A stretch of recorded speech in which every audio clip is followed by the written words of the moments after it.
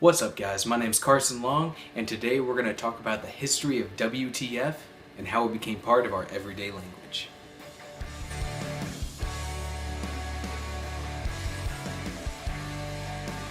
To find the roots of these commonly used acronyms, like WTF, IDK, and LOL, we need to look back into the history of both abbreviations and acronyms. And that takes us all the way back to the Roman Empire. You see, graffiti was very popular in the Roman Empire. Usually it was used to slanders, quite vulgar. Things like Philaris Spada, meaning Philaris is a unit, or in Nonus Aprilis 19th Ego Pani Fida, meaning on April 19th I made bread. Clearly this was a magnificent culture. Eventually, the graffiti became a way for the persecuted Christians at the time to express some of their belief.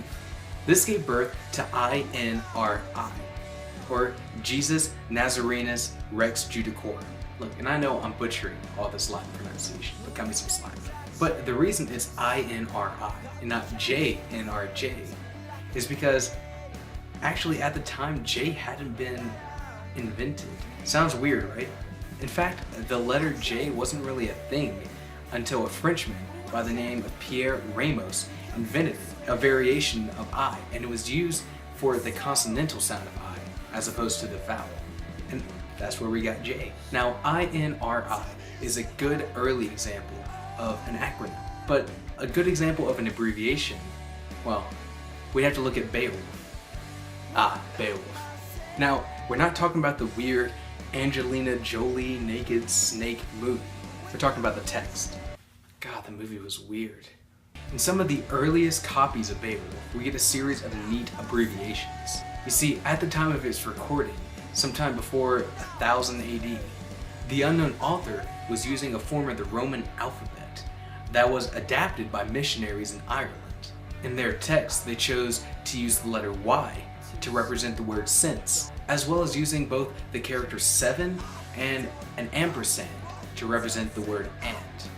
And the reason they did this was just to save time and space, as is done with most abbreviations and acronyms. Now, let's jump forward to the 1800s, specifically to the invention and commercialization of the telegraph. This might have been the biggest catalyst for casual acronyms and abbreviations in the English language. These acronyms became part of professional communication. Popular ones at the time were HA for hurry answer, OK for alright or correct, and the ever popular PLS for please. The reason that these acronyms became so popular at the time was because telegrams were priced on how many characters you used. So people were just trying to save money. Arguably, the most popular texting acronym, OMG, came from a telegram between Winston Churchill and one of his generals, John Fisher. John Fisher said,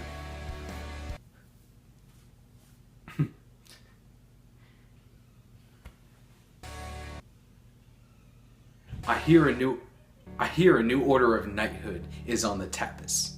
OMG. Oh my God. Shower it on the admiralty. Now we get to the part of the story that we're most familiar with, the invention of the internet. The internet was invented primarily as a scholarly tool.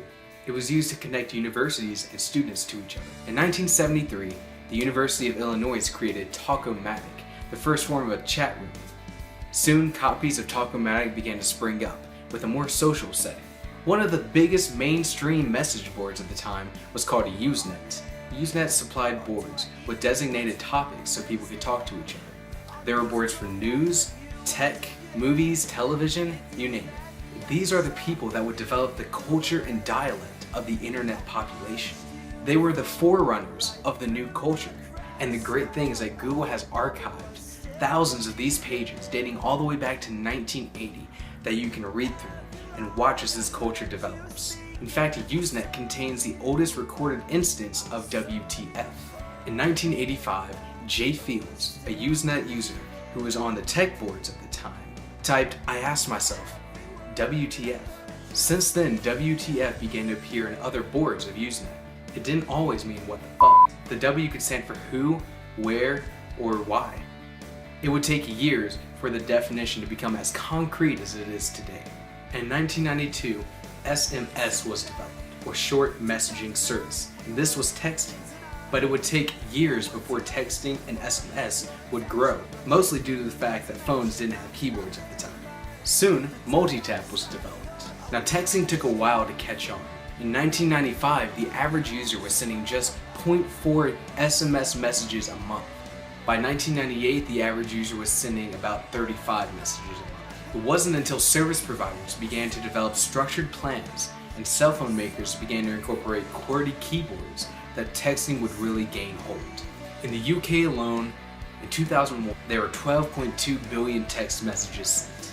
That doubled in 2004 to about 25 billion. And then, on average, in 2014, about 50 billion text messages were sent a day. It's finally being accepted by the older, more traditional generation that texting might not be so bad. But for a while, it was targeted pretty aggressively. A website called highbeam.com in 2005 claimed that text messaging and emails fogged your mind like cannabis. There are many of these claims, each one seeming ridiculous as we look back on it now. But the internet and texting were gaining popularity. The tech-savvy generation that grew up with the internet was also growing up with texting, and with it brought much of the coded language that they developed online. This bridge between the technology grew shorter and shorter as internet and texting became a stronger part of our society today. More and more people were being exposed to this new culture and becoming part of it. And once a coded language becomes so ingrained in the population, it becomes common language. Now these acronyms have become part of our everyday conversation. Nowadays, it's common knowledge to know what IDK and LOL mean. And we're so lucky because we've been able to witness a huge addition to the English language as we take these acronyms and all these other terms and definitions that have come from technology itself and ingrained itself into the English language. Words like download, inbox, reply, well, maybe not reply. I believe that technology is one of the largest driving forces for change in our culture, both in language and education, and even how we live our lives. And I cannot wait to see what comes next. My name is Carson Long, and thanks for watching.